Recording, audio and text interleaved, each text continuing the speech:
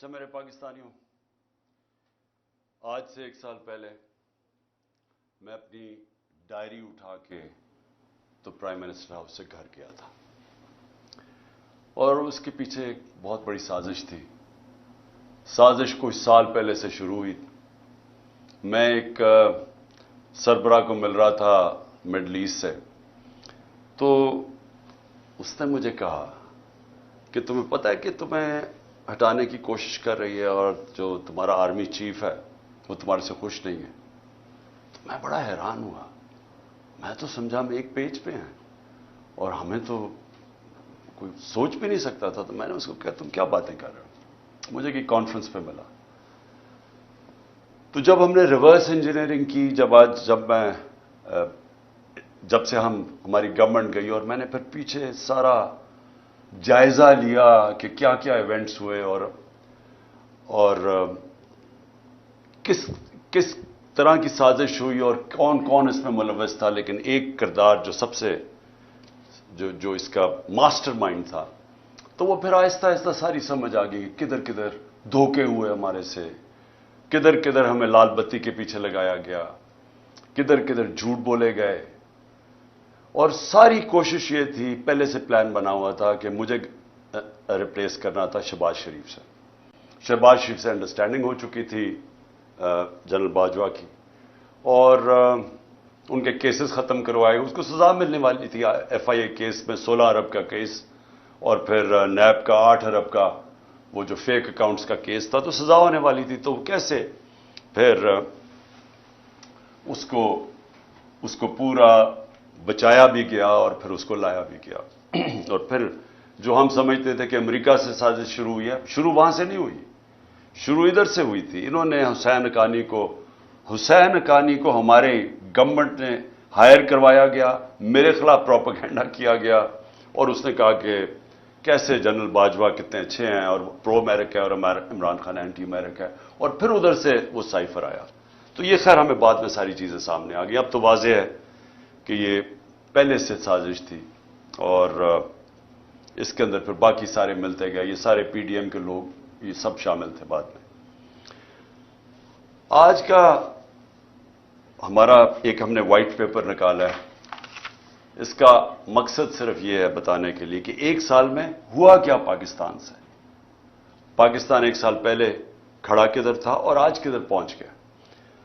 تو میں یہ چاہتا تھا کہ آج اپنی قوم کے سامنے موٹی موٹی چیزیں رکھوں، کہ ایک بند کمرے میں تھوڑے سے لوگوں نے مل کے فیصلہ کر کے آج جدھر پاکستان کو پہنچا دیا ہے، تو قوم کو کم از کم پتہ چلے کہ قوم سے ہوا کیا ہے۔ سب سے پہلے جیسے اور پاکستان کھڑا کدھر، 10 سال پہلے کدھر کھڑا تھا؟ ایک تو اکنامک سروے میں آپ ساری چیزیں دیکھ سکتے ہیں، جو پاکستان کی جو ہر سال معیشت کے اوپر جو ایک سروے چھپتی ہے، اس میں یہ سب چیزیں آ جائیں گی۔ لیکن جو موٹی موٹی چیزیں یہ ہیں کہ ایک اکانومی جو بینکرپٹ تھی 2018 میں، سب سے بڑا بیرونی خسارہ تھا، کرنٹ اکاؤنٹ ڈیفیسٹ تقریباً 20 ارب ڈالر کا۔ یہ پاکستان کی تاریخ کا ہمیں سب سے بڑا خسارہ ملا تھا، اور ریزروز تھے کوئی 8 ارب ڈالر کے رہ گئے، تو روپے پہ پریشر تھا۔ اس مشکل وقت پہ گورنمنٹ ملی، پہلے سال سٹیبلائز کی، دوسرے 2 سال کرونا سے ہمیں ڈیل کرنا پڑا۔ اب کرونا یہ یاد رکھیں کہ دنیا میں جو اس نے تباہی مچائی ہے، دنیا کی اکانومیز میں تباہی مچائی ہے، یہ کبھی سب کے سامنے ہے۔ یہ آپ بڑے آرام سے دیکھ سکتے ہیں کہ منفی میں چلی گئی گروتھ ریٹ، ہندوستان 7% پہ آگے بڑھ رہا تھا، وہ منفی میں چلا گیا۔ تو پاکستان نے جس طرح کرونا کا مقابلہ کیا، دنیا نے اکنالج کیا، دنیا کے world economic forum, economist magazine, ہر فورم کے اندر، ورلڈ ہیلتھ آرگنائزیشن نے اکنالج کیا کہ پاکستان ان چند ملکوں میں تھا، ٹاپ 3 ملکوں میں، جنہوں نے سب سے بہتر طریقے سے اتنا بڑا ایک کرائسس تھا اس کو سنبھالا۔ میں یہ صرف سوچ رہا ہوں کہ جو ان کی 1 سال کی کارکردگی ہے، اگر یہ خدا نہ خواستہ ہوتے تب تو انہوں نے کیا کرنا تھا؟ انہوں نے جو ملک سے ابھی کیا ہے، سوچیں ابھی تو کرائسس تو ان کو کوئی ملا ہی نہیں ہے، کرائسس تو سارے ہمیں ملے تھے، کیونکہ کورونا کا کرائسس ہم نے ڈیل کیا. انہوں نے جو بینکرپٹ کر کے گئے وہ ہم نے اکانومی کھڑی کی. تو اگر یہ وہاں ہوتے تو انہوں نے سب سے پہلے تو لاک ڈاؤن لگا دینا تھا. ان کی سٹیٹمنٹس آ کے بند کر دو پاکستان کو. تو اگر وہ بند کر دیتے، آگے مشکل حالات تھے، تو یہاں تو لوگوں نے بھوکے مر جانا تھا. تو ہم نے جو اسمارٹ لاک ڈاؤن ان کی تنقید بھی سنی، تو شکر کریں کہ یہ اللہ نے ان کو تب وہاں نہیں رکھا ہوا تھا. اس کے بعد آخری 2 سال 5.7% پہ ہماری اکانومی اوپر گئی اور 6% پہ اوپر گئی. اور یہ یاد رکھیں کہ 17 سال میں بہترین پاکستان کی اکنامک پرفارمنس تھی. ہمیں پرابلمز آ رہے تھے. پرابلمز کیا تھا کہ دنیا میں کورونا کی سپلائی سائڈ کی رکاوٹ کی وجہ سے جو اوپر گئی، وہ جس کو کہتے ہیں کموڈٹی سپر سائیکل، انرجی کی قیمتیں اوپر چلی گئی، گیس کی سب سے زیادہ، تیل کی، کوئلے کی، سب اوپر چلی گئی. اور اس کی وجہ سے ساری دنیا کے اندر مہنگائی آئی. تو ہم بھی مہنگائی سے ڈیل کر رہے تھے. ہمیں مسلسل انہوں نے کہا کہ مہنگائی میں ملک تباہ ہو گیا. لیکن یاد رکھیں کہ سب سے بڑا جو چیز مہنگائی کرتی ہے وہ تیل ہے. تو ہمارے زمانے میں آخری سال میں $110 سے $115 پہ تیل چلا گیا تھا. ان کے دور میں ابھی $65 تھا، اور اب کبھی $70 ہوتا ہے، $80 پہ سنا ابھی گیا ہوا ہے. تو فرق دیکھیں کہ تیل کا تب کتنا مہنگا تھا، اب کتنا مہنگا. تو ان کا تو کوئی اتنا بڑا کرائسس نہیں تھا. ہم نے سب سے زیادہ کرائسس ڈیل کیے. اور اس کے باوجود جب ہماری گروتھ ریٹ تھی 5.7 اور 6%، یہ 17 سال میں پاکستان کی بہترین گروتھ ریٹ تھی. اور یاد رکھیں اس سے پہلے جو تھی، امریکن ڈالر آ رہے تھے وار آن ٹیرر میں. اس سے پہلے جنرل ضیاء الحق کے تب پھر ڈالرز آ رہے تھے افغان جہاد میں. اس سے پہلے ایوب خان کی سیٹوں سینٹوں میں پھر امریکن ڈالر آ رہے تھے. یہ امریکن ڈالرز آنے کے بغیر پاکستان کی گروتھ 5.7 اور 6% تھی. جو ہم نے تیل کی قیمتیں، پٹرول اور ڈیزل کی قیمت نیچے رکھی، وہ کیوں رکھی تھی؟ کیونکہ ہم سمجھ رہے تھے کہ ببل ہے، یہ تھوڑی دیر کے نیچے آ جائے گا، لیکن ہماری اکانومی اتنا اونچ نیچ نہیں دے سکتی، اس لیے ہم نے سبسڈائز کی. کیونکہ ہم نے روس سے جب میں وہاں گیا، میں نے صدر پوٹن سے جب ملاقات ہوئی، ہم نے ان کو بتایا کہ ہمارے ملک میں یہ آپ کی ٹینشن کی وجہ سے تبھی تیل کی قیمتیں اوپر چلی گئی تھی. تو انہوں نے پھر اپنا انرجی منسٹر بھیجا، حماد اظہر سے ملاقات ہوئی، اور ہماری انڈرسٹینڈنگ یہ تھی کہ ہم نے جس طرح ہندوستان سستا تیل روس سے لے رہا تھا، پاکستان نے بھی لینا تھا. اور بدقسمتی سے آتے ساتھ ہی آپ کو پتا ہے کہ سازش شروع ہو گئی. واپس آئے تو ووٹ آف نو کانفیڈنس ہو گئی، اور اس کے بعد ہماری گورنمنٹ چند ہفتوں میں چلی گئی. تو وہ بیچ میں چیزیں رہ گئی.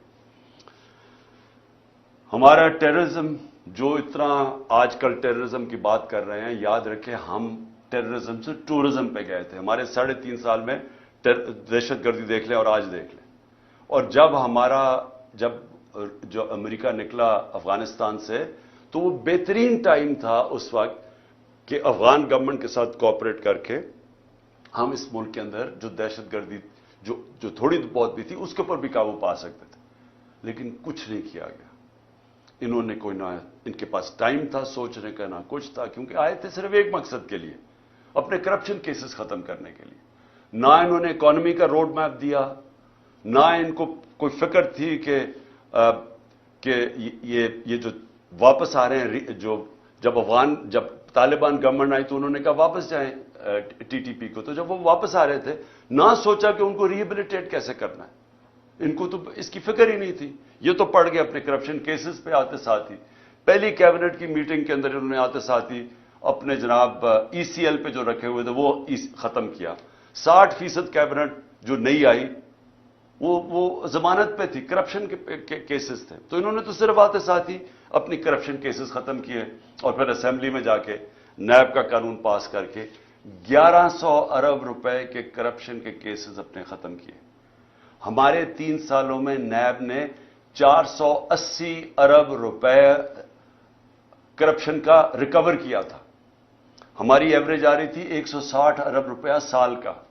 سب سے زیادہ ہمارے دور میں ہم نے نیب نے پیسے ریکور کیے تھے جو کرپشن کے تھے. انہوں نے آتے ساتھ ہی پہلے نیب کو ختم کیا، نیب کے اوپر آدمی بٹھایا، جب وہ بٹھایا اس نے بھی دیکھا کہ میرے سے غلط کام کروا رہے ہیں، اس نے ریزائن کیا. یعنی نیب کا ادارہ تباہ کیا آتے ساتھ ہی، کیونکہ ان کو سب کو ڈر تھا نیب سے. تو امینڈمنٹ بھی پاس کی، پھر اپنا آدمی رکھایا، وہ بھی نہیں چلا. اس کے بعد ایف آئی اے کو انہوں نے تباہ کیا آتے ساتھ ہی، کیونکہ شہباز شریف نے پھنس جانا تھا. مقصود چپڑاسی اور وہ جو 16 ارب روپے کے کرپشن کیس تھے. ایف آئی اے پہلے رائے طاہر کو لے کے آئے آئی جی، جو نہیں، رائے طاہر پہلے سے تھا، اس سے غلط کام کروانے کی کوشش کی، اس نے ریزائن کیا. پھر آدمی لے کے آئے، پھر ساری ایف آئی اے کو صرف لگا دیا ہم سب کے اوپر، ہمارے اوپر کیسز کرنے کے لیے. ایف آئی اے کا ادارہ ختم کیا اپنے آپ کو بچانے کے لیے 16 ارب کیسز کے اور اپنا آدمی اور وکٹمائزیشن کے لیے. نیب، ایف آئی اے گئی، پارلیمنٹ ختم ہو گئی، کیونکہ جب راجہ ریاض بن گیا اپوزیشن لیڈر تو اس کا مطلب اپوزیشن تو ختم ہو گئی. تو پارلیمنٹ تو چلتی نہیں اپوزیشن کے بغیر، تو وہ ختم ہوئی. پھر الیکشن کمیشن، اس کو انہوں نے استعمال کیا صرف اور صرف کہ کسی طرح وہ ان کو الیکشن جتا دے. توشہ خانہ کیس کر دے عمران خان کے اوپر، فورن فنڈنگ کیس کر دے. اب وہ فورن فنڈنگ کیس ہی ختم ہو گیا. اب پتہ چلا کہ وہ فورن فنڈنگ ہی نہیں تھا، وہ کچھ اور تھا. اب ہائی کورٹ نے، ایک جج صاحب نے کہا کہ جی بتائیں، جو عمران خان کے اوپر میڈیا ٹرائل کر رہے تھے وہ بھی رہ گیا بیچ میں. ابھی توشہ خانہ بھی ختم ہوگا، وہ بھی پتہ چلے گا کہ اس الیکشن کمیشن نے ان کو خوش کرنے کے لیے میرے پہ کیس کیا تھا. اور پھنس جائیں گے یہ اب، کیونکہ توشہ خانہ کا ریکارڈ سارا اویلیبل ہے. تو توشہ خانہ کا جب ریکارڈ اویلیبل ہے، انہوں نے اپنے پیر پہ کلہاڑی مار دی ہے، کیونکہ اس میں نواز شریف اور زرداری نے پھنس جانا ہے توشہ خانہ میں. اور انشاءاللہ ان کی جو گاڑیاں انہوں نے چوری کی ہیں وہ بھی ہم سامنے لے کے آئیں گے. اس کے بعد میڈیا، جو ایک ستون ہوتا ہے ڈیموکریسی کا، اس کے اوپر واردات شروع ہوئی. عمران خان اور پی ٹی آئی کا بلیک آؤٹ شروع ہو گیا میڈیا میں. ہمارے دور پہ کہتے ہیں کہ جی میڈیا کے اوپر پابندی تھی. جتنی آزادی ہمارے دور میں میڈیا کے اوپر تھی، میں چیلنج کرتا ہوں پاکستان کی تاریخ میں نہیں تھی. کھل میڈیا نے جس طرح ہمیں اٹیک کیا، میرے پہ، سب پہ، میرے گھر والوں پہ، کبھی ایسا میڈیا کا اٹیک نہیں تھا. ہنی مون پیریڈ بھی نہیں ملا، پہلے دن سے اٹیک شروع کر دیا.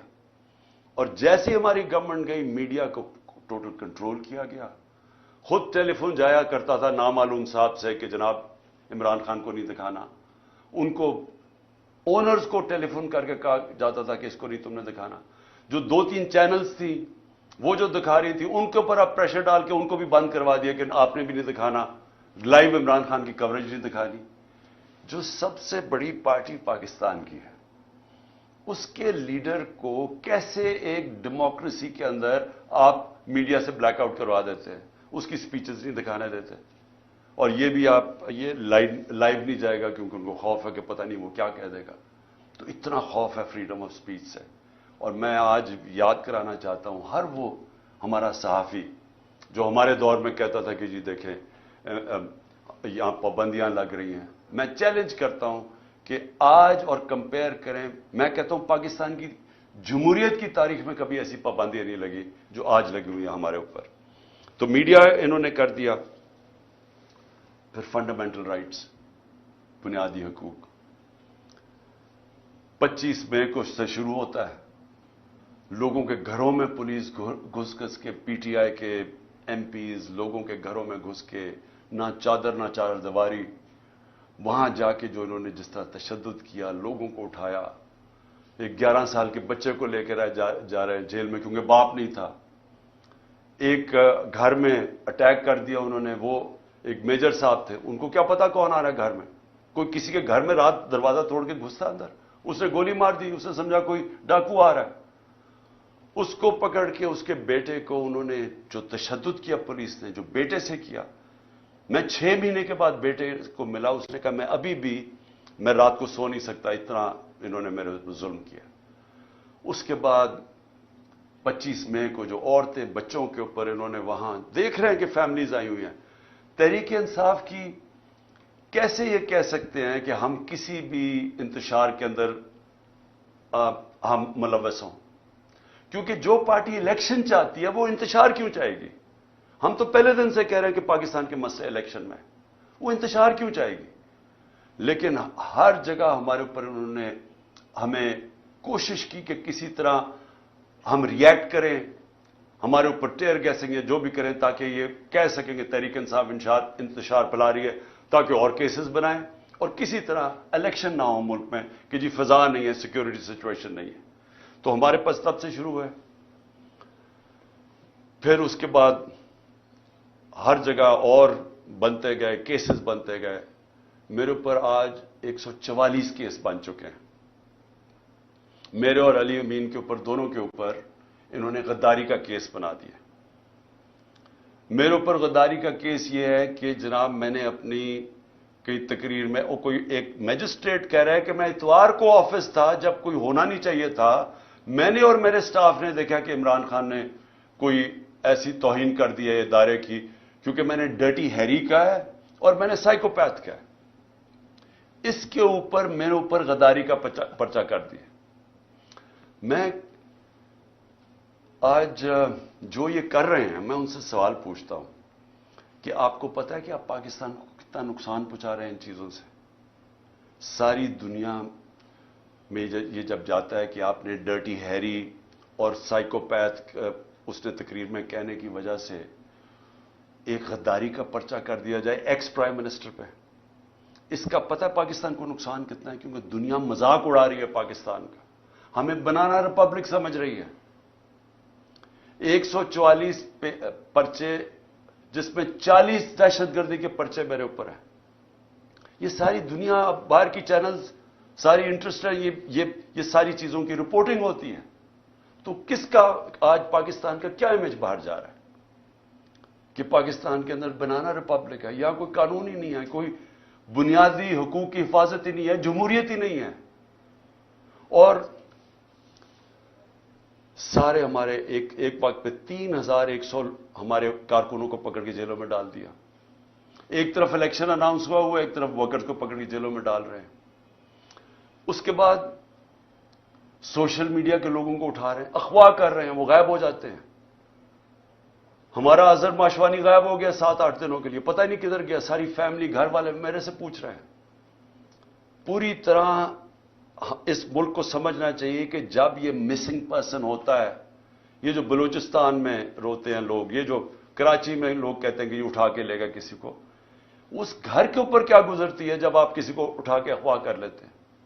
اور پھر اعظم سواتی سے جب اس کو ٹارچر کیا جاتا ہے، اس کو کسٹوڈیل، پہلے تو اس کو بچوں کے سامنے، اس کے پوتے اور پوتیوں کے سامنے مارتے ہیں آ کے 3 بجے گھر میں گھس کے، پھر اس کو اٹھا کے لے جا کے ننگا کر کے ٹارچر کرتے ہیں 75 سال کے آدمی کو. اس کے اندر اتنا غصہ ہے آج، کیونکہ جب آپ کسی سے اس طرح ذلیل کرتے ہیں، آئین کا جو آرٹیکل 14 ہے جو رائٹ ٹو ڈگنیٹی دیتا ہے، ہمیں ہماری عزت نفس کی حفاظت کرتا ہے، جب آپ اس کو ننگا کر کے ایک ٹویٹ کے اوپر کہ اس نے باجوہ کو کہہ دیا کہ NRO 2 آپ نے دیا ہے، اس کے اوپر اس کو ننگا کر کے اس کو تشدد کرو، سوچو کہ اس کا کیا امپیکٹ گیا، ہماری پارٹی پہ کیا امپیکٹ گیا. اور سب کو پتا کون اس کے پیچھے تھا. پولیس نہیں تھی، نامعلوم افراد نے یہ کیا. گل سے یہی کیا. شہباز گل کو بھی اٹھا کے لے کے گئے، 2 دن رکھا، تشدد کیا اس کو. ایک یونیورسٹی کا پروفیسر ہے، اس کو پکڑ کے انہوں نے تشدد کیا. کدھر گئے فنڈامنٹل رائٹس؟ کوئی پوچھنے والا نہیں. خوف ہے ساری جگہ کہ او ہو جی نامعلوم نے اٹھا لیا. خوف ہے ان کا کہ کوئی سب ان کے سامنے ڈرتے ہیں. سوشل میڈیا کے بچوں کو پکڑا، کسی کو کبھی کوئی اٹھا لے، ان کی عجیب عجیب خبریں آئیں، پکڑ کے وہی ننگا کر کے ان کو ذلیل کر کے ان کو پھر گھر واپس دے کہ آپ نے کچھ نہیں کہنا، آپ نے کسی کی تنقید نہیں کرنی. کوئی یہاں ایک ایسے انٹچبلز ہیں، ان کا نام بھی نہیں آپ نے لینا. یعنی یہ کوئی مشرف کے مارشل لا کے اندر ہم نے کبھی اس طرح کی سختی نہیں دیکھی. میں نے کبھی اس طرح، میں اپوزیشن میں تھا، کبھی میں نے اس طرح کا ظلم نہیں دیکھا جو ہمارے اوپر ہوا اور ہوتا جا رہا ہے، رکتا نہیں ہے. ہمارے جو لوگوں کو اٹھاتے ہیں وہ سب بتاتے ہیں، ان کو پکڑ کے لے جاتے ہیں. روزوں میں انہوں کو اٹھایا، نہ ان کو روزہ کھولنے دیا، گندا پانی دیں، پھر کوئی نامعلوم افراد آ جائے ان سے پکڑ کے لوگوں کو ان کو پھینٹا لگایا ان کو. اور پولیس کا میں یہ کہہ دوں کہ زیادہ تر پولیس ہمارے ساتھ سمپیتھیٹک تھی. لیکن میں اب اپنے گھر کا بتانا چاہتا ہوں کہ میرے گھر کے اوپر جو یہاں اٹیک ہوا. دیکھیں پہلے آپ سمجھ جائیں کہ وہ ہوا تھا، ایشو تھا کیا، وہ وارنٹ کس چیز کی تھی. وارنٹ یہ تھی کہ ایک میجسٹریٹ کے کورٹ نے کہا کہ عمران خان کو وہاں ایک کیس کے اندر اپنی حاضری دینی ہے بیل کے لیے. میں کیوں نہیں جا سکا؟ پہلے مجھے گولی لگی ہوئی تھی. 3.5 مہینے میں میری ٹانگ ٹھیک نہیں تھی، ٹریول نہیں کر سکا. اس کے بعد میں نے ساری عدالتوں میں، ہائی کورٹ اسلام آباد جانا شروع کیا. اس عدالت میں اس لیے نہیں جا سکا کیونکہ وہ کچہری میں، ایف8 کچہری میں جدھر وہ عدالت ہے ادھر 2 دفعہ دہشت گردی کے حملے ہوئے ہیں. ججز اور وکیل وہاں مر چکے ہیں اس میں. اس لیے ہماری سیکیورٹی، کیونکہ گورنمنٹ کا کام ہے مجھے سیکیورٹی دینا، یہ دے نہیں رہے. انہوں نے جو پرائم منسٹر کی بھی سیکیورٹی تھی، ایکس پرائم منسٹر، وہ بھی ہٹا لی ہے، اور اس جگہ کے اوپر سیکیورٹی تھی نہیں. تو ان سے وکیلوں نے درخواست کیا میجسٹریٹ کو کہ وہ آپ دوسرے عدالت میں چلے جائیں تو ہم آ جائیں گے. اس کے اوپر اس نے میری وارنٹ نکال دی. وارنٹ نکلی تھی بنی گالا کے لیے، لے کے آنا تھی، اور انسپیکٹر نے وارنٹ لے کے آنا تھا. وہ ڈی آئی جی وہ بنی گالا کی وارنٹ لے کے یہاں جاتا ہے، اس کا پروسیجر ہی بالکل غلط ہے. پہلے تو وارنٹ یہ تھی کہ عدالت میں آنا تھا 18 کو، وہ میں ویسے ہی جا رہا تھا عدالت میں. لیکن وہ وارنٹ یہ 3-4 دن پہلے آ گئے یہاں کہ جی آپ کو ہم نے اریسٹ کرنا ہے. بالکل غلط تھا، غیر قانونی تھا. اس کے بعد انہوں نے جب یہاں پولیس فوج جمع کر دی، جس طرح کہ دنیا کا سب سے بڑا دہشت گرد یہاں چھپا ہوا ہے 3 طرف سے پولیس. تو شام کو میں نے وکیل کے ذریعے اشتیاق خان جو پریزیڈنٹ ہے لاہور بار ہائی کورٹ کا، اس نے میں نے ایشورٹی بانڈ دیا کہ میں پہنچ رہا ہوں وہاں 18 کو، اور جب وہ ایشورٹی بانڈ مل جائے قانون کے مطابق اریسٹ نہیں کر سکتے. وہ سی پی او وہ لیتا ہی نہیں ہے بانڈ، کیونکہ نیت کچھ اور تھی. نیت کیا تھی یہ ذرا میں آپ سب کو بتا دوں. نیت ان کی یہ تھی کہ 2 قسم کے ان کے سامنے ماڈل تھے جو میرے اوپر آزمائے. پہلے تھا سلمان تاثیر کا قتل. وہ دینی انتہا پسند ہیں جو وزیر آباد جس کے نام پہ انہوں نے یہ پلان کر کے کیا ہوا تھا. پہلے انہوں نے ایک کیمپین چلائی کہ عمران نے توہین مذہب کر دی ہے. میں نے تب پبلک میں کہا کہ یہ اب سلمان تاثیر ٹائپ قتل کرائیں گے میرا دینی انتہا پسند سے، اور وہی ہوا. وہ اس نے میرے پہ واردات کی وزیر آباد میں. اس کے بعد کور اپ کیا گیا. پہلے تو میری ایف آئی آر نہیں رجسٹر کی. مجھے پتا تھا وہ کون 3 لوگ ہیں جو پیچھے تھے، کیونکہ میں تو پہلے سے کہہ رہا تھا کہ یہ میرے اوپر واردات ہونی ہے. اس کے بعد جب واردات ہوگی انہوں نے سیبوٹاج کیا جے آئی ٹی کی، کیونکہ اگر وہ فائنڈنگ سامنے آ جاتی تو پتا چل گیا تھا 3 شوٹر ہیں، ایک تھا ہی نہیں. تو وہ دینی انتہا پسند کا جو انہوں نے بوگی بنائی تھی وہ تو ختم ہو گئی تھی. تو انہوں نے وہ سیبوٹاج کی. کون تھے پیچھے؟ وہ طاقتور جو سارے پاکستان میں وہ طاقتور جو فیصلہ کرتا وہی ہوتا ہے، وہ پیچھے تھے. اس کے بعد اگلا پلان بنتا ہے یہ جو میرے گھر پہ یہ اٹیک، یہ دوسرا ماڈل تھا مرتضی بھٹو ٹائپ قتل، کہ انہوں نے اٹیک کرنا تھا، یہاں ہو رہا ہے، اور اسی کے اندر جناب عمران خان کو قتل ہو گیا. تو وہ مرتضی بھٹو کا ماڈل تھا. یہاں پہلے کیا، ساری رات اٹیک کرتے رہے، اتنی پولیس رینجرز، جس طرح کا انہوں نے کیا سب غیر قانونی تھا. مقصد کچھ اور تھا. مقصد یا قتل کرنے کا تھا، یا پھر اٹھا کے جیل کے اندر کوئی زہر دے دینی تھی، جو کہ ان کا وہ جس طرح 4 وہ مرے ہیں ہارٹ اٹیک سے شہباز شریف کے گواہی، وہ دوسرا وہ ماڈل تھا. اس کے بعد میں جاتا ہوں اسلام آباد، ادھر دوسرا پلان، پھر مرتضی بھٹو پلان بنا ہوا تھا. اندر پہلے انہوں نے مجھے اکیلا کرنا تھا، اندر جانا تھا، وہاں رینجرز پولیس بھرے ہوئے تھے، نامعلوم افراد. تو وہ تو شکر ہے ہمارے اندر جو وکیل تھے ان کو بھی مارا، شبلی فراز کو مارا وہاں. اور اس نے جلدی سے انہوں نے آ کے بتایا کہ یہاں نہ ہو، یہاں تو ٹریپ ہے، ڈیتھ ٹریپ ہے. وہ اللہ نے وہاں سے بچایا. تو یہ سارا پلان بنا ہوا تھا عمران خان کو راستے سے ہٹانا. وہ کیونکہ 37 میں سے 30 بائی الیکشن ہم جیت چکے تھے. پاکستانی قوم ہمارے ساتھ کھڑی ہو گئی تھی. ڈر ان کو الیکشن سے لگ چکا تھا. الیکشن سے یہ بھاگ رہے تھے، اور اس الیکشن سے بھاگنے کے لیے ان کو ڈر یہ تھا کہ اگر اس کو جیل میں بھی ڈالتے ہیں تو اس کی پاپولیرٹی اوپر چلی جائے گی، لہٰذا اس کو قتل کرو، راستے سے ہٹاؤ. تو یہ جو 144 کیسز ہیں یہ سارا اسی کی کڑی ہے. پھر اسی دور میں میڈیا کا کیا، یعنی جو بنیادی حقوق تو تباہ کر دیے انہوں نے. جو ابھی علی امین کو پکڑا، علی امین کو کس طرح پکڑا؟ اس کو پولیس، اس کا جو ڈی پی او پکڑنے آیا، اس نے سٹیٹمنٹ دی کہ جو بھی ہو جائے میں نے اس کو پکڑ کے لے کے جانا ہے، عدالت بھی نہ اسے جانے دے. یعنی ایسا کہ ٹارگٹ کر کے جو مین لوگ ہیں عمران خان کے ساتھ، ان کو پکڑ کے جیلوں میں ڈالنا ہے. اگر عمران خان نہیں تو مین لوگوں کو جیلوں میں ڈالو. اچھا، اس کے بعد معاشیت. اب ذرا معیشت کیا تھی؟ میں نے شروع میں آپ کو بتایا کہ اکانومی گرو کر رہی تھی. انڈسٹری 17 سال میں لارج سکیل مینوفیکچرنگ انڈسٹری 10% کی ریٹ پہ گرو کر رہی تھی، 10% پہ، جو کہ بڑی انڈسٹری ہوتی ہے جس سے سب سے زیادہ روزگار ملتا ہے. 3 سال میں 55 لاکھ لوگوں کو مزید روزگار ملا. یہ بھی ورلڈ بینک کی ہے. اور ہمارا جو زراعت ہے وہ 4.5% پہ گرو کر رہی تھی. 2 سال مسلسل بمپر کراپس ہوئی. کیوں؟ کیونکہ ہم نے پیسہ، گنا کا جو فصل تھی اس کا پورا پیسہ دینے دیا.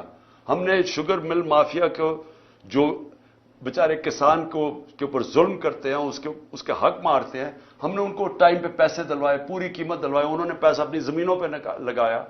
تو سب سے زیادہ پیسہ زراعت میں گیا ہمارے دور میں، اور اس کی وجہ سے انہوں نے، ہماری فصلیں بھی زبردست ہوئی، زراعت بھی بڑھ رہی تھی، انڈسٹری بھی بڑھ رہی تھی.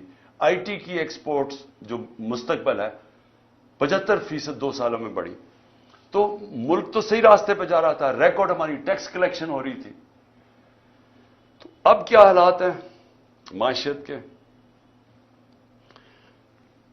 6% سے ورلڈ بینک کے مطابق 0.4% پہ گروتھ ریٹ نیچے چلی گئی.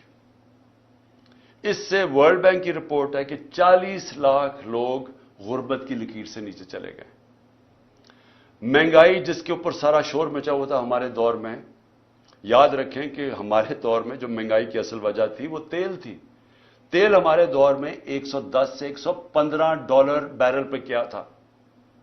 یہ نیچے آ کے $65 سے آپ کوئی $80 کے بیچ میں ہے. تو اس دور کے اندر ہماری مہنگائی تھی، جو انفلیشن تھی، وہ 12% تھی. ان کے دور میں وہ پہنچ گئی تقریباً 35%. اور جو کھانے پینے کی چیزیں ہیں وہ 1 سال میں 50% بڑھی ہیں. آپ جو چیز عام آدمی کو سب سے افیکٹ کرتی ہے وہ ہے آٹا. آٹے کا 20 کلو کا بیگ اگر آج آپ دیکھیں، اور ہمارے مقابلے میں ہمارا تھا 1140 روپے کا، آج وہ بیگ پہنچ گیا ہے 2800 روپے کا. تو جو عام آدمی ہے، جو اب آٹے کی لائنیں دیکھ رہی ہیں اور لوگ دیکھ رہے ہیں بیچارے آٹا لیتے ہوئے، جو 20 سے زیادہ لوگ مر چکے ہیں. جو بنیادی چیز ہے، پہلے بے روزگاری بھی بڑھ گئی، ویسے کھانے پینے کی چیزیں 50% بڑھ گئی، اور اس کے اوپر آٹا جو بنیادی چیز ہے اس کی قیمت دگنی سے زیادہ ہو گئی. اس کا مطلب یہ کہ لوگوں کے اس وقت سب سے برے حالات ہیں، اور یہ بڑھتے جا رہے ہیں. مہنگائی بڑھتی جا رہی ہے کیونکہ رک تو نہیں رہی. روپیہ 100 روپے سے زیادہ ڈالر مہنگا ہو چکا ہے. روپیہ 100 روپیہ گر چکا ہے. اور پھر سے میں یاد کرا دوں کہ جو باہر بیٹھے ہوئے ہیں، جو لنڈن میں بیٹھے ہوئے ہیں، جن کی اربوں ڈالرز کی پراپرٹیز ہیں، جن کے ڈالر میں پیسے ہیں، ان میں اضافہ ہو گیا 100 روپیہ.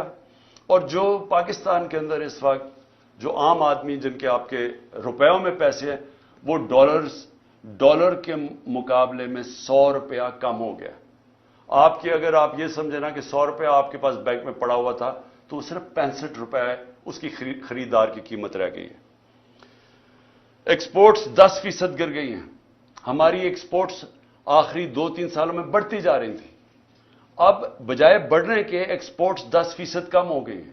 اس کا مطلب کہ ہمیں اور زیادہ مسئلہ ڈالرز کا آنے والا ہے، کیونکہ ہم اب قرضے تو لے رہے ہیں، لیکن قرضے واپس کرنے کے لیے جو ہمارے پاس دولت میں اضافہ ہونا چاہیے، یعنی ایکسپورٹس میں اضافہ اور ریمیٹنسز میں، وہ بجائے بڑھنے کے وہ یا رک گیا یا کم ہو گیا. تو ڈالرز تو کم آ رہے ہیں اور قرضے بڑھتے جا رہے ہیں. اور انڈسٹری جو سب سے خطرناک ہے پاکستان میں، کہ آپ کی دولت میں اضافہ انڈسٹریلائزیشن سے ہوتا ہے. جو ہماری انڈسٹری بڑھتی جا رہی تھی, جو لارج سکیل مینوفیکچرنگ 10% بڑھ رہی تھی, وہ آج 50% انڈسٹری بند ہو چکی ہے. اور جو آج انڈسٹری کا حال ہے, اس کا اب ڈائریکٹ امپیکٹ پڑ رہا ہے. جس طرح میں نے کہا, ہمارے دور میں یہ صرف سال پہلے فیصل آباد میں پوچھیں, ان کو ٹیکسٹائل انڈسٹری کا اسکلڈ ورکر نہیں مل رہا تھا, مزدور نہیں مل رہا تھا. اور آج آپ دیکھ لیں کہ ٹیکسٹائل انڈسٹری کے حالات کیا ہیں. اچھا جی, پھر اب آخر میں پہنچ رہا ہوں کہ 1 سال کے اندر معیشت بھی بیٹھ گئی, میڈیا بھی بند کر دیا, ہمارے جو بنیادی حقوق ہیں ان کی بھی تباہی کر دی,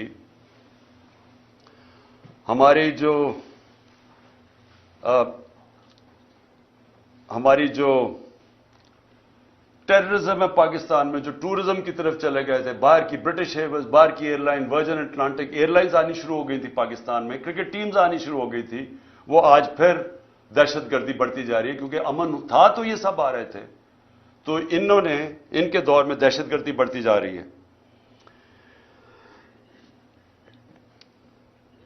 اب آخر میں اپنی بات ختم کرتا ہوں.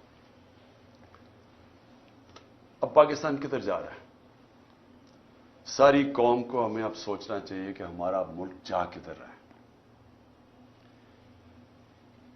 سارے ادارے ہمارے گئے, پارلیمنٹ ہماری گئی. جس طرح پھر سے دیکھیں, ملک چلتا ہے اداروں کے اوپر. پارلیمنٹ ایک ادارہ ہے, پارلیمنٹ کی آج حیثیت ختم ہو گئی ہے. آج پارلیمنٹ کے اندر کورم ہی پورا نہیں ہوتا, تو اس کو کوئی شوق ہی نہیں ہے پارلیمنٹ میں, اس کا مقصد ہی ختم ہو گیا جب اپوزیشن ختم ہو گئی. لیکن جو گورننس کے ادارے ہیں وہ گئے ہیں. جب آپ کی الیکشن کمیشن کے اوپر اعتماد اٹھ جائے, جب نیب ختم ہو جائے, جب ایف آئی اے ختم ہو جائے, جس نے انویسٹیگیٹ کرنا ہے کرپشن, ان کو صرف استعمال کرو وکٹمائزیشن کے لیے. کیئر ٹیکر گورنمنٹ, اب کیئر ٹیکر گورنمنٹ بھی ایک ادارہ ہے. وہ کیئر ٹیکر گورنمنٹس بنی اس لیے تھی کہ یہ نیوٹرل ہوں گی, تاکہ نیوٹرل گورنمنٹ نیوٹرل امپائر بنیں گی الیکشنز کروانے کے لیے. یہ اس لیے بنی تھی. یہ جو کیئر ٹیکر گورنمنٹ بنی ہے, کوئی تصور کر سکتا ہے اس طرح کے لوگوں کو کوئی نیوٹرل کہہ سکتا ہے؟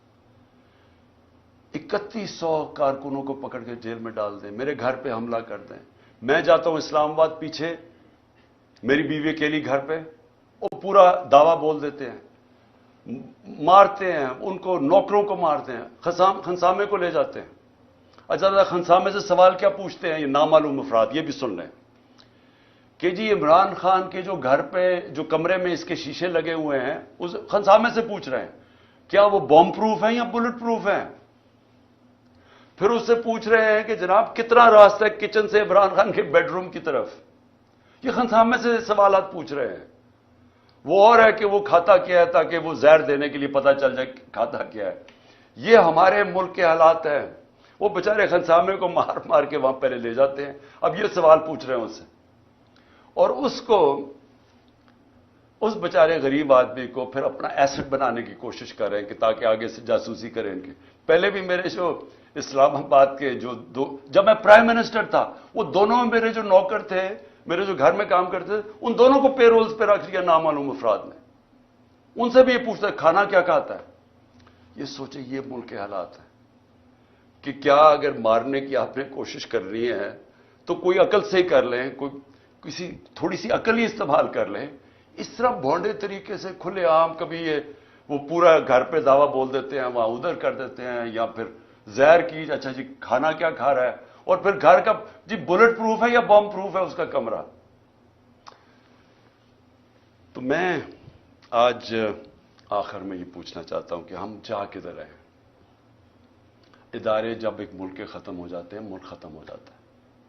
ملک چلتا ہے اداروں کے اوپر, آپ کی بیوروکریسی کے اوپر, آپ کا جوڈیشل سسٹم کے اوپر. وہ ادارے جو گورننس کے ادارے ہیں, پولیس کا ادارہ ہے, پولیس سے یہ کام کروانے جا رہے ہیں. اچھا, پولیس ہمیں خود آپ آ کے کہتی ہے جی یہ بڑا غلط کر رہے ہیں, ہم نہیں کر رہے, ہمیں پیچھے سے حکم ہے. اب یہ پیچھے سے نامعلوم افراد بیٹھے ہوئے ہیں, وہ پیچھے سے ان سے کام کروا رہے ہیں. پولیس والے اب کہتے ہیں. وہ جب ہمارے لوگ جیل میں گئے, انہوں نے کہا جی پولیس نہیں کرتی تھی, وہ بعد میں نامعلوم افراد آتے تھے شلوار قمیض میں, وہ آ کے ان کے اوپر تشدد کرتے تھے. یہ ہے آج پاکستان کا حال. اور کس کو یہ اوپر رکھ رہے ہیں؟ اس ملک کے نامور ڈاکوؤں کو, جن کی سارے پراپرٹیز باہر پڑی ہیں, جن کا پیسہ باہر پڑا ہے, 30 سال سے منی لانڈرنگ کر کے باہر پیسہ لے کے جا رہے ہیں, ان کو بچانے کے لیے ملک کے ادارے بھی ختم کیے جا رہے ہیں, سارے انسانوں کے بنیادی حقوق ختم کیے جا رہے ہیں, سارے اداروں پہ پریشر ڈال رہے ہیں کہ کسی طرح ہم ان کو قبول کر لیں اور کرش کرنے کی کوشش کر رہے ہیں تحریک انصاف کو. ایسے پولیٹیکل پارٹیز کرش نہیں ہوتی. میں یہ آج ساروں کو پیغام دے رہا ہوں, یہ صرف اور صرف ہم ملک کو نقصان پہنچا رہے ہیں. فاطمہ جناح کا جب الیکشن ہوا ایوب خان سے, تو یہ حربے استعمال کیے گئے اس کو ہرانے کے لیے. اس کا کیا ہوا نقصان؟ ادھر سے شروع ہوا ایسٹ پاکستان کی علیحدگی. مجیب الرحمان ان کے ساتھ تھے, فاطمہ جناح کے ساتھ. ایسٹ پاکستان نے فاطمہ جناح کو ووٹ دیا تھا. یہاں حربے استعمال کر کے اس کو ہرایا گیا. کیا نتیجہ ہوا اس کا؟ ملک ٹوٹ گیا, کیونکہ وہی مجیب الرحمان آخر میں الیکشن سویپ کر گیا, کیونکہ انہوں نے کہا یہاں تو جمہوریت ہی نہیں ہے, یہاں تو ہماری آواز ہی نہیں ہے. اور جب وہ الیکشن جیت گیا, election free and fair election وہ جیت گیا, 1970 کا الیکشن سب سمجھتے ہیں فری اینڈ فیئر. وہ جب جیت گیا اس کی مینڈیٹ ہی مانگنا, ملک ٹوٹ گیا. اب وہی حربے پھر استعمال کیے جا رہے ہیں کہ جو سب سے بڑی جماعت ہے اس کے ڈر سے کہ وہ الیکشن نہ جیت جائے, سارے پاکستان کا نظام کا بیڑا غرق کر رہے ہیں. ہر وہ ادارہ ختم کر رہے ہیں کہ کسی طرح ان کو جتا دے, چوروں کو, ان کو کسی طرح یا الیکشن ہونا یا یہ جیتے نا. یہ جو اب سپریم کورٹ سے ہو رہا ہے, میں سوال یہ پوچھتا ہوں کہ میں نے آئین دیکھ کے, وکیلوں کو کنسلٹ کر کے, آئین کے مطابق میں نے اپنی گورنمنٹ جب ڈیزالو کی, اور اس لیے کہ ہم کام نہیں کر سکتے تھے اور ہم یہ سمجھتے تھے کہ الیکشن ایک ہی راستہ ہے, اور ابھی میں سمجھتا ہوں کہ الیکشن کے بغیر کوئی دوسرا راستہ نہیں ہے. ہم اپنی گورنمنٹ ڈیزالو کرتے ہیں, ادھر سے پتا چلتا ہے جی وہ اور ایشو اٹھ جاتا ہے کہ جی وہ 100 موٹو یا نہیں 100 موٹو. بھی 100 موٹو میں تو ہماری گورنمنٹ گئی تھی 1 سال پہلے, 100 موٹو میں تو گئی تھی, یہی ججز تھے, تب وہ ٹھیک تھا. اب وہ 100 موٹو لیتے تو اب کہتے جی وہ بجائے یہ فیصلہ کریں جی 90 دن کے اندر الیکشن ہونے چاہیے نہیں, کیا آئین کیا کہتا ہے؟ تو آئین تو واضح ہے. بجائے اس کے اوپر بات کرنے کہ کبھی کوئی جی آپس میں ججز کو تقسیم کروا دو, ان کی آپس میں انتشار کروا دو, ملک کا بیڑا غرق کروا دو, کسی طرح الیکشن نہ ہو. وہ باہر بیٹھا ہوا جو ہے, اور یہ زرداری, میں بتاؤں ان کا پاکستان میں انٹرسٹ کیا. میں پھر سے پوچھتا ہوں, چھٹیاں باہر, جب اقتدار سے نکلتے ہیں پھر باہر بھاگ جاتے ہیں, بڑے بڑے محلوں میں وہاں رہ رہے ہیں, شاپنگ باہر ہیں, سرجریز باہر ہیں, سب کچھ باہر ہے, بزنسز باہر ہیں, اس کے بچے 2 باہر کہتے ہیں پاکستان نیشنل ہی نہیں ہے. 3 دفعہ پرائم منسٹر کے بیٹے کہتے ہیں پاکستان نیشنل اس لیے نہیں ہے, یہ جواب ہی نہیں دے سکتے کہ اربوں روپے کی پراپرٹیز کدھر سے آئیں ان کے پاس. اور وہ بیٹھ کے فیصلے کر رہے ہیں پاکستان پہ, اور وہ فیصلہ کر رہے ہیں لنڈن پلان کے تحت کہ کیونکہ میں الیکشن نہیں جیت سکتا اس لیے الیکشن نہ کرواؤ اور پی ٹی آئی کو کرش کرو. اور وہ کہہ رہے ہیں کہ میں یہ جو میری اگریمنٹ ہے وہ پوری کرو, اور اس میں یہ چل رہا ہے, ملک کا بیڑا غرق ہو رہا ہے, اکانومی بیٹھ رہی, کوئی فکر نہیں ہے کہ ملک کی معیشت تباہ ہو رہی ہے. نہ پاکستان, 80% پاکستان کا بزنس مین کہتا ہے کہ ہمیں اس گورنمنٹ پہ اعتماد ہی نہیں ہے, لیکن پھر ان کو بٹھایا ہوا نہیں جی وہ تو ابھی اکتوبر میں نہیں آ گیا, الیکشن اور آگے جا رہے ہیں, جب تک یہ جیتیں گے نہیں. جب تک غلط فہمی یہ ہے کہ کہیں یہ لوگ تھوڑی دیر کے بعد شاید ان کو اچھا سمجھنا شروع ہو جائے. وہ کیسے اچھا سمجھیں گے؟ کون سی چیز کریں گے کہ ملک کو اس دلدل سے نکالیں گے؟ ان کے پاس تو راستہ ہی کوئی نہیں. آپ اور ان کے لیے ملک کے آئین کو بھی نقصان پہنچانے کی کوشش ہو رہی ہے, عدلیہ کو بھی تقسیم کرنے کی, ادارے بھی ختم, فنڈامنٹل رائٹس بھی ختم, ہمارے اوپر بھی 144 کیسز. اور پھر سے میں کہتا ہوں کہ ملک کا مذاق اڑا ساری دنیا میں, ساری دنیا میں پاکستان. اب کیا مجھے یہ بتائیں, جب یہ کہے گئے گورنمنٹ کہے گی کہ ہم سپریم کورٹ کا فیصلہ نہیں مانتے, تو کس انویسٹر نے پاکستان میں آنا ہے؟ جب آپ ایک انویسٹر کو جب پاکستان کی جسٹس سسٹم میں اعتماد ہی نہیں ہے, وہ کون اپنا پیسہ لے کے آئے گا پاکستان میں؟ پاکستانی اپنا پیسہ باہر لے کے جا رہے ہیں, وہ جا کے باہر انویسٹ کر رہے ہیں. اور پھر جس ملک کے اندر اگر یہ چیزیں وہ سنیں کہ ایک ایکس پرائم منسٹر کو غداری میں اس لیے اس کے اوپر کیس کر دیا کیونکہ اس نے ڈرٹی ہیری اور وہ سائیکوپیتھ لکھ دیا ہے. دنیا مذاق اڑائے گی. اس کو بنانا ریپبلک کہتے ہیں. بنانا ریپبلکس میں انویسٹمنٹ نہیں آتی. بنانا ریپبلکس میں سے سارے ان کے لوگ پیسے چوری کر کے باہر بھیج دیتے ہیں, منی لانڈرنگ کرتے ہیں. وہاں ساری جگہ شریف اور زرداری بیٹھے ہوئے ہیں. اس لیے میں آج آخر میں یہ بات کہتا ہوں کہ جو ملک ہمارا ایک سال میں جہاں آج پہنچا ہے, کوئی سوال پوچھے گا اس آدمی سے جس نے کہا جی عمران خان بڑا خطرناک ہے اس لیے میں نے فیصلہ کیا, اور اس لیے اس نے فیصلہ نہیں کیا, اس نے فیصلہ اور وجوہات سے کیا تھا. وہ ایکسٹینشن اس کا بہت بڑا وجہ تھی. وہ اپنی ایکسٹینشن چاہتا تھا. شہباز شریف نے اسے شیورٹی دی ہوئی تھی. وہ اور بات ہے کہ نواز شریف اڑ گیا. پلان سارا ایکسٹینشن کا تھا. یہ سارا ڈرامہ اس کے لیے ہوا ہے, ذات کے لیے ہوا ہے. یہ ملک کو آج پہنچایا صرف اپنے ذاتی مفادات کے لیے, اور پوری سازش اس کے لیے کی گئی تھی. تو آج کوئی پوچھے گا اس کو کہ جدھر آج پاکستان ہے 9 لاکھ لوگ ہمارے پروفیشنل ملک چھوڑ کے چلے گئے ہیں یہ پچھلے چند مہینے میں. امید چلی گئی ہے پاکستان سے. شوکت خانم سے 4 ہمارے کنسلٹنٹس چھوڑ گئے ہیں. یاد رکھیں کہ جو کینسر کے ڈاکٹرز ہوتے ہیں دنیا میں ان کی ڈیمانڈ ہوتی ہے. بڑی مشکل سے ہم ان کو لے کے آتے ہیں پاکستان, کیونکہ ایک کہیں معمولی سا بھی جو آنکولوجسٹ ہوتا ہے کینسر کا ڈاکٹر, اس کی معمولی سے کہ بھی وہ تنخواہ ہوتی ہے جو ہم پاکستان میں نہیں دے سکتے, تو مشکل سے ان کو لے کے آئے. تو یہ جو حالات دیکھ کے 4 ہمارے ڈاکٹر چھوڑ کے چلے گئے, مایوس ہو گئے ہیں. تو کیا کوئی اس کو ذمہ دار ٹھہرائے گا کہ تکبر کے اندر فرعون بنا ہوا کہ میں نے فیصلہ کیا جی ملک کی بہتری کیا ہے, اور اس کے لیے آج جو ہمارے حالات ہیں کوئی اس کو کوئی ادارہ ذمہ دار ٹھہرائے گا؟ کیا یہ قانون سے اوپر ہے؟ ان کو کوئی پوچھ نہیں سکتا. حمود الرحمان رپورٹ 25 سال کے بعد جو ملک ٹوٹ گیا تھا ہندوستان میں چھپی تھی, پاکستان نہیں آئی تھی, کیونکہ وہ یہ سمجھتے ہی نہیں ہیں کہ جب تک ایک معاشرے میں تنقید نہیں ہوتی معاشرہ آگے نہیں بڑھ سکتا. جو ساری ڈکٹیٹرشپس دنیا میں فیل ہوئی ہیں ان کی سب سے بڑی وجہ ہے کہ ڈکٹیٹرشپس کے اندر تنقید نہیں ہوتی. جب تنقید نہیں ہوتی معاشرہ سکڑ جاتا ہے. یہ جو جمہوریت کی خوبی ہے یہ کہ وہ تنقید ہوتی ہے اور تنقید سے اپنی صلاحت کرتا ہے معاشرہ. یہاں جب تک ہم یہ سمجھیں گے کہ جی وہ ایک سپر کنگ تھا, وہ جو مرضی فیصلہ کرے, ذمہ دار کسی اور کو ٹھہراؤ, اور وہ آرام سے کسی باہر والے ملک میں اچھی ہوائیں لیتا پھرے, کبھی بھی ملک آگے نہیں بڑھے گا. اور آج خاص طور پہ پاکستان کی اس برے وقت میں جو سب سے خوشائن چیز وہ یہ کہ پہلی دفعہ میں نے 1 سال میں جو چیز چینج دیکھا ہے کہ ہماری عوام جاگ گئی ہے, ایک شعور آ گیا ہے.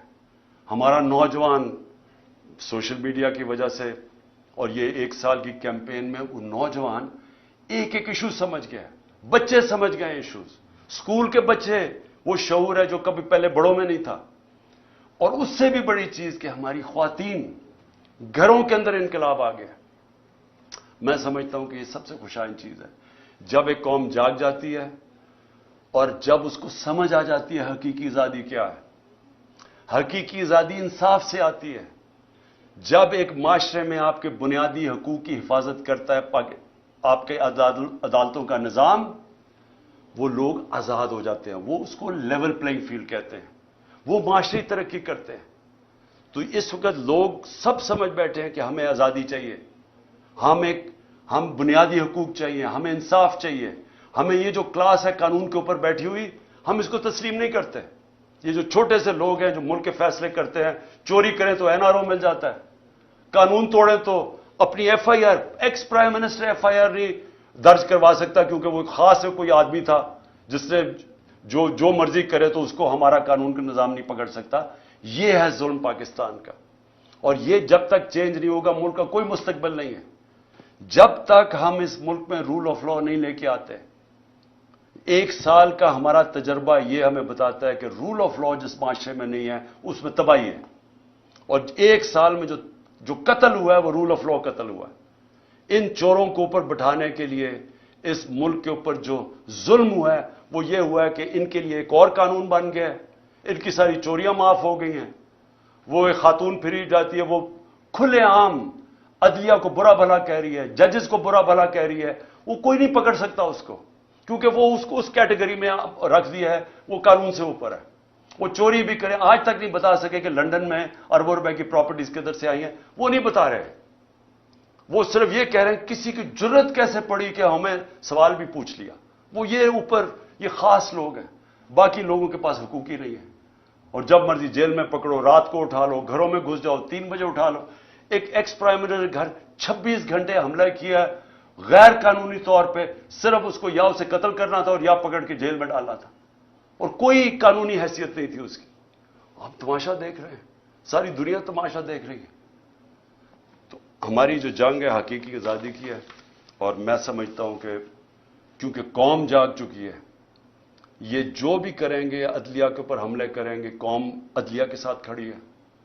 पाकिस्तान की वकला कम्युनिटी को खड़ा होना पड़ेगा अदलिया के साथ, क्योंकि अगर आइन गया तो कौम खत्म।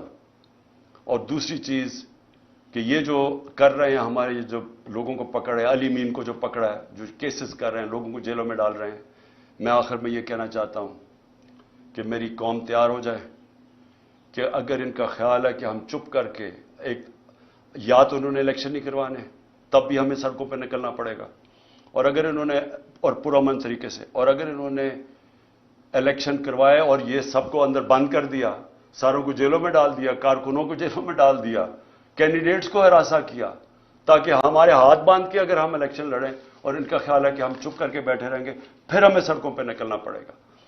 और मैं अपनी कौम को यह कहना चाहता हूं, हम हर चीज के लिए तैयार होना चाहिए। और हम अगले दिनों में हम देखेंगे किस तरह जा रहा है। अगर हमने देखा कि ये इसी तरह ही या इलेक्शन से भाग रहे हैं, क्योंकि इलेक्शन से तो भाग रहे हैं, अगर इन्होंने भागने की कोशिश की अदलिया को तकसीम करके, और या फिर इन्होंने हमारे ऊपर इसी तरह के हरबे इस्तेमाल किए, हम सब सड़कों पे होंगे। पाकिस्तान जिंदाबाद।